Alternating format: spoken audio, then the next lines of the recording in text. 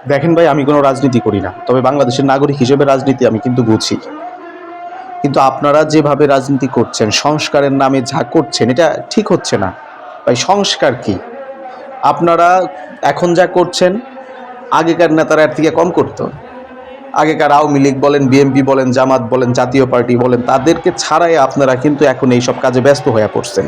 কই বিএনপি, জামাত, জাতীয় পার্টি, এরা তো এই নিরালা মোড়ের মাঝখানে কখনো স্টেজ করতে পারে নাই, বা স্টেজ করে জনগণের জীবনযাত্রা ব্যাহত করে তারা তো এরকম রাজনীতি করে নাই। আপনারা রাজনীতি শুরু করে দিচ্ছেন এই যে স্কুলের কোমলমতি স্টুডেন্টদেরকে নিয়ে, স্কুলের কোমলমতি ছাত্রছাত্রীদেরকে নিয়ে আপনারা রাজনীতি শুরু করে দিচ্ছেন ভাই। এই অল্প বয়সে যেখানে ওদেরকে পড়াশোনা করা উচিত মনোযোগ দিয়ে দেশ গড়ার স্বার্থে, এখন তাদেরকে মাঠে নামিয়ে এনে স্কুল কলেজ বন্ধ করে আপনারা রাজনীতি করছেন।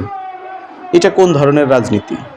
আপনারা জাতীয় নেতা হয়ে গেছেন এক একজন। এই যে আপনারা এখন দেখতে পাচ্ছেন নাহিদ ভাই আসছে, এখানে পাটোয়ারি সাহেব আসছে সার্জিস, আসছে হাসনাত আবদুল্লাহ।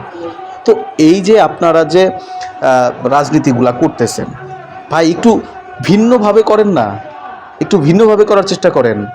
গতানুগতিক রাজনীতি আপনারা করে যাইতেছেন। আগেকার রাজনৈতিক দল যেভাবে রাজনীতি করে গেছে, সভা সমাবেশ সেমিনার বিভিন্নভাবে করে গেছে, আপনারাও পোস্টার হাঙ্গামা করতেছেন, বিভিন্ন জায়গায় পোস্টার লাগাইতেছেন, আপনারা বিভিন্ন জায়গায় সভা সমাবেশ করতেছেন। এটা কোন ধরনের, মানে কোন ধরনের ব্যবহার এগুলা? এটা কোন ধরনের রাজনীতি? আপনারা যেমন সংস্কার চান, আমরাও সংস্কার চাই।